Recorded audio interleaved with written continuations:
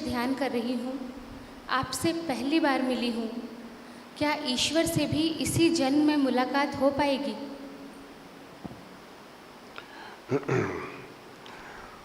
किसी ने एक बार बाबूजी महाराज को पूछा कि आप हमें ईश्वर दिखा सकते हैं? तो बाबूजी ने ऐसा जवाब दिया, तो हम सोचते ही रह गए कि अभी क्या जवाब देंगे। ये तो चैलेंज जैसी बात हो गई। बाबूजी ने कहा कि यदि मैं ईश्वर दिखा भी दूं, आपको कैसे पता चलेगा कि ये ईश्वर है? कोई भी चीज़ को जानने से पहले उसके बारे में संभावित नॉलेज होना खास ज़रूरी है। पहचानोगे कैसे?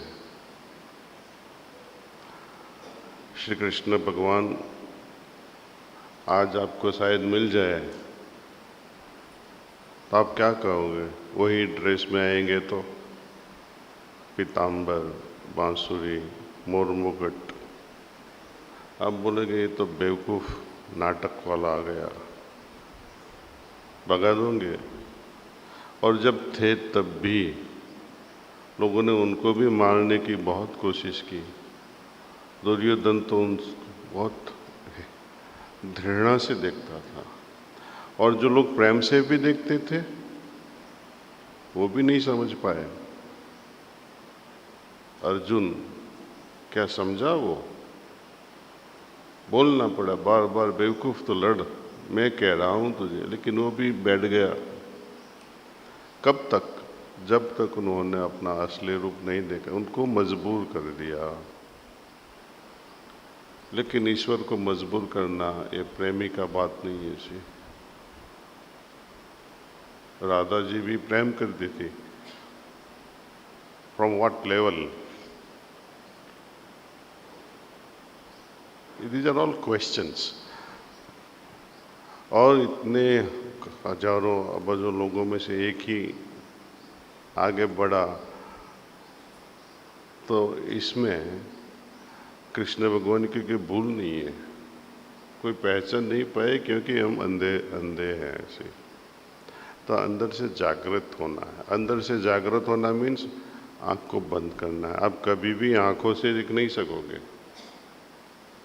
उनका तो अनुभव ही करना पड़ेगा। और जिस असीमित को पहचानना है, तो हमारा हृदय भी असीमित बनाना पड़ेगा। Generosity of the heart will have to be limitless, meaning tolerant भी करना पड़े, सहन भी करना पड़े, वो लिमिटलेस होना है। उदार दिल वो भी लिमिटलेस होना है। यदि ये दो चीज़ है तो ईश्वर का साक्षात्कार दूर नहीं है। आकार से या फॉर्म से फॉर्मलेस, उसके ऊपर जाना है। और ये एक पैराडॉक्सिकल थिंग है। जब जैसे बैंक में हम जाते हैं ना, बैंक में कुछ लोन लेनी है 10 करोड़ की, और आपके पास कुछ बैकिंग ही नहीं है, तो बैंकर क्या बोलेगा? आपको हम दे सकते नहीं, यू आर नॉट एलिजिबल। कुछ बैकिंग तो चाहिए, कोलेट्रल। और जिनके पास हजारों करोड़ है, उनके पास बैंकर पीछे पड़ जाते हैं, थोड़ा सा लोन ले लीजिए ना, इन्वेस्ट कीजिए बैंक में। जिसके पास है उसको देने के लिए बैंक्स भागती रहती है, लो कुछ लो हमसे। ईश्वर भी ऐसा ही कुछ है। जब हम पूरे खत्म हो जाते हैं, psychological killing of our ego, अहंकार जब खत्म हो जाता है, जीरो हो जाता है, जब हम रहते ही नहीं, तभी वो आते हैं। तो लोग पूछेंगे हम रहे ही नहीं हो, आए क्या फायदा हुआ? फायदा इतना ही हुआ कि बूंद अब समंदर में समा गई। आप ईश्वर हो गए। अगला प्रश्न ब्रदर आर के जैन का है। जब कोई आत्मा स्रोत में विलीन हो जाती है तो वह अपना अस्तित्व खो देती है, ठीक उसी तरह जैसे कि एक बूंद समुद्र में मिलते ही समुद्र हो जाती है। फिर मालिक या स्वामी विवेकानंद जी या लॉर्ड कृष्णा जैसी आत्माएं स्रोत में विलीन होने के बाद भी कैसे अपना अस्तित्व और पहचान कायम रख पाते हैं, जिससे कि वो ब्राइटर वर्ल्ड से हमसे कांटेक्ट कर पाते हैं। आप सब जानते हैं कि जब पहले तो जन्म समझना चाहिए।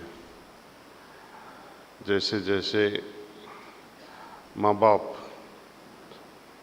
At the moment of conception, जब गर्भावस्था की हालत होती है, जब बच्चा अंदर पैदा होने का जो सेल्यूलर इंटरेक्शन होता है, उसके पहले का जब मिलन होता है वो किस ढंग से होता है। जानवर की तरह होएगा या सात्विक ढंग से होएगा या एक तरह के एक दूसरे के तरफ पूज्य भाव से होएगा। ये जो वाइब्रेशन फील्ड तैयार होता है, जैसा हमारा फील्ड, जैसी दोनों की मनोभावना, वैसी ही आत्मा अट्रैक्ट होती है।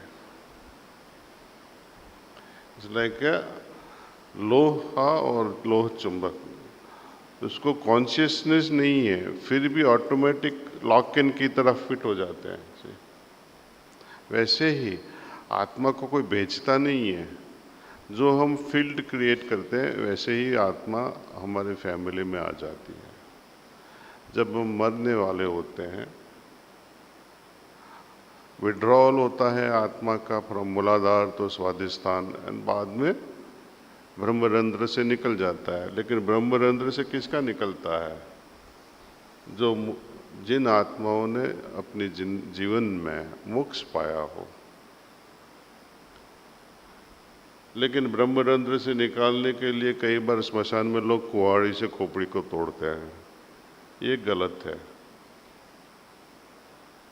क्योंकि जो होता है कुदरत रूप से होता है, प्राकृतिक रूप से होता है। कुहाड़ी मारने से कोई मोक्ष नहीं मिलता है। जो मोक्ष की हालत आत्मा की नहीं है, उसका आत्मा पेशाब में, या कई लोग डायरिया हो जाता है, कई लोग को मुंह से निकलना है पानी जैसा, कई लोग ऐसा करके मर जाते हैं, कंठ से निकल, कई लोग आंख से निकल जाता है। लेकिन जो मोक्ष वाला है सीधा यहाँ से निकलेगा। और जाता है कहाँ? सब लोग अल्टीमेट समंदर में तो नहीं जाते हैं, जो फाइनल मोस्ट डायमेंशन कहते हैं, वहाँ नहीं पहुँचते हैं। जैसा जैसा अपना भार या हल्कापन, वैसे ही वो आत्मा डायमेंशन को अट्रैक्ट हो जाती है। जो नीचे वाली बहुत भारी आत्मा है वो तुरंत जन्म ले लेती है, मरी और पैदा। ऊंचे पहुंचे हुए संत लोग जो है, ये दुनिया में काम करने के लिए, मनुष्य को गाइडेंस लेने के लिए अमुक डायमेंशन पर रहते हैं बाय चॉइस। लिबरेशन या मोक्ष कहो, उसका मतलब ही यही है कि आपको टोटल फ्रीडम है। आपको आना है तो आओ, आपको नहीं आना है तो प्रकृति उनको पनिशमेंट नहीं देती है। इसको टोटल फ्रीडम कहते हैं। और स्वामी जी जैसे लोग, बुद्ध भगवान जैसे लोग, या अपने बाबूजी लाला जी साहब जैसे, कृष्ण भगवान जैसी आत्माएं, कृष्ण भगवान तो अवतार रूप है, जब तक नया अवतार नहीं आएगा तब तक चालू रहेंगे। इसका मतलब यही हुआ ना कि उनके पहले जो अवतार था वो नहीं है। We cannot have two prime ministers of India. योग पुरुष एक ही होता है, अवतार पुरुष एक ही होता है, श्री कृष्ण। जिस भगवान से आने के बाद राम असल में मिलन हो गया उनका इंडिविजुअल आइडेंटिटी नहीं रही। हाँ, हम उनकी पूजा करते हैं इसलिए कि उनके जैसे गुण हम में आ जाए, लेकिन आप कहोगे कि वो प्रकट होए आकार रूप में, कभी भी पॉसिबल नहीं है। श्री कृष्ण हो सकते हैं क्योंकि अभी ये उनका युग है। सिस्टर साधना टाक जी का प्रश्न है कि ध्यान के समय कुछ देर तो विचार चलते रहते हैं, लेकिन जब खुद की कंडीशन को फील करने या अपनी स्थिति का अवलोकन करने की कोशिश करती हूँ तो कुछ ही पलों में इतनी डूब जाती हूँ या इतनी एब्जॉर्ब हो जाती हूँ कि कुछ भी याद नहीं रहता कि ध्यान या सिटिंग में क्या हुआ। ऐसे में क्या करें, कृपया मार्गदर्शन दें। उसमें कुछ मत करो, उसमें कुछ करने की ज़रूरत भी नहीं है। जो होना था हो गया, उसमें डूबे रहो। I think will end the questions now. I request Prahlad ji, कुछ बोलना चाहोगे? अब उद्घोषित कीजिए अपने